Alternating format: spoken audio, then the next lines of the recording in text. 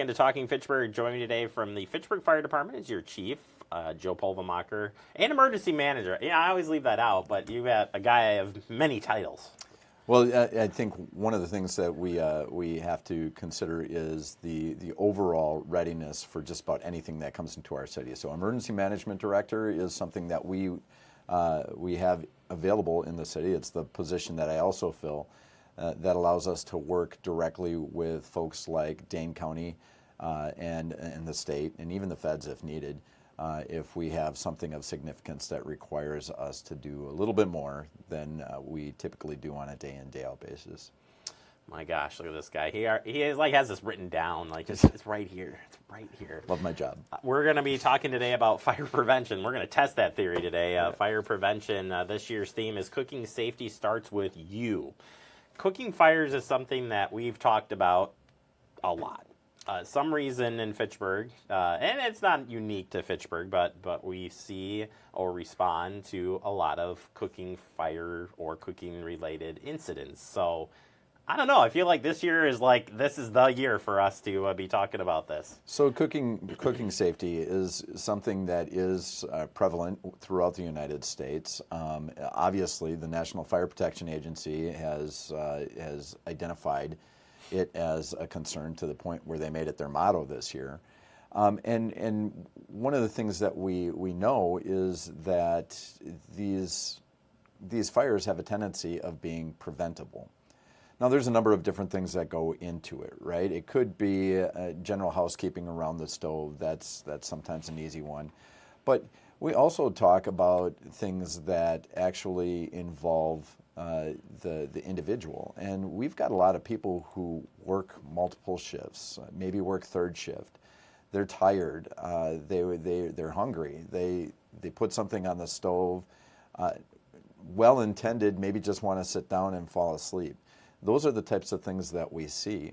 Hopefully, they have a good fire protection system or something that notifies them of the fact that there's smoke in their residence to the point where they're notified that the fire is getting bigger. And they can at least, if for anything else, get out.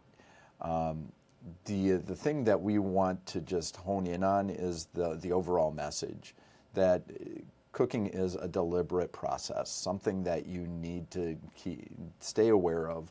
As soon as you turn on the burner, you almost got to stay right there. And it could be because of the fact that you're cooking with something that may be flammable, like a grease, or maybe you just have kids in the house, and kids being who they are will be curious. And cooking safety also involves things like burn prevention.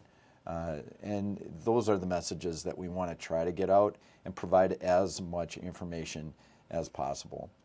And then the other thing that we always advocate for is a good old-fashioned sprinkler system. Good old-fashioned. And I know that there's times when we see where in certain developments they avoid putting them in and they cite the cost associated with it. But ultimately, the cost of a fire protection system recoups itself in the event that there's one fire, especially in a multifamily situation where you could put anywhere from 4 to 24 people out of their homes. And if all we have to do is control that fire to one area, all the better. Then we have one person who's displaced versus multiple. And that's the reason why those things are important to us. In addition to the fact that construction nowadays, the lightweight construction goes up pretty quick, and structural stability is compromised within the first 6 minutes unless controlled. So we got to do everything we can to give our firefighters a fighting chance to get in there and fight the fire.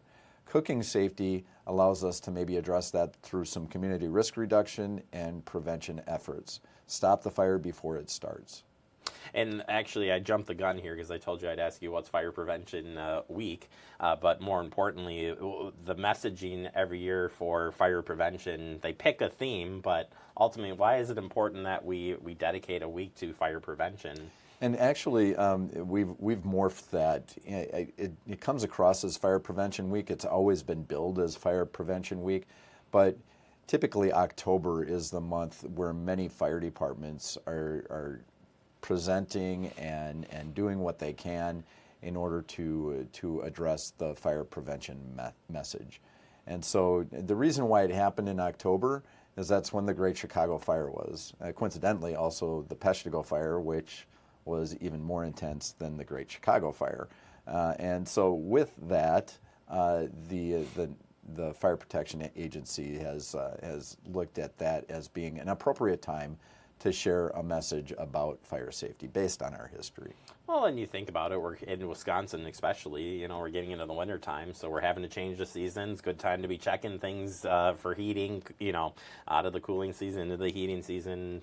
Got the holidays poses risk, so kind of is that ramp up like, hey, it's time to think twice. From a Chiefs perspective, what do you want people to think about in general? We talked a little bit about the theme, but for you, communicating out to the public, what should we do during this prevention month when we're like, hey, we really need to?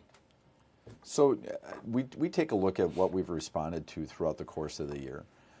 We give people an idea of what we're planning for, what we've prepared for, why our training is important, why we concentrate on certain things over other things. But ultimately, by looking at the year and trending out our incidents, we can get a better impression of what our overall exposure has been and where we anticipate that going and what we can do to get in front of it so that hopefully we don't have to respond to too many fires, especially fatal fires. We had one of those last year, and those are never something that you want to put on any community. The neighbors have a tendency of being affected, as well as the family involved. So we want to do what we can to prevent that from happening. And finally, just opening up, you open up the station for the week. There's the parade and everything else, but just getting people to think fire or fire prevention overall.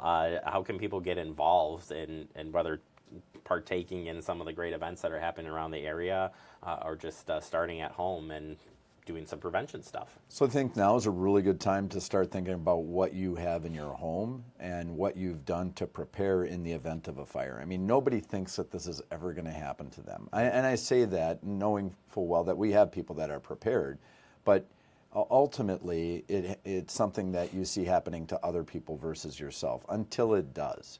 And then you're going to want to have enough of a clear mind to be able to make some very quick decisions and to do what you need to do in order to at least get your family out.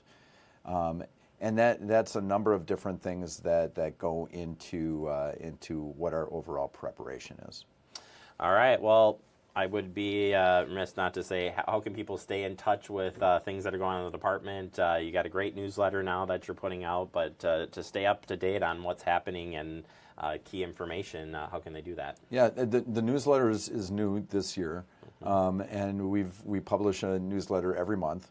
It gives an overview of what we've responded to and some of the priorities that we're addressing within the fire department.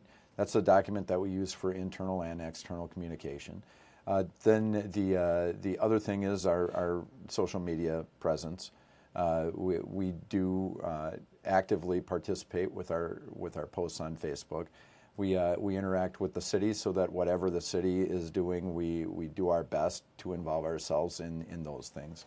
And then stuff like this. I mean, just making sure that we have the ability to communicate at just about every level.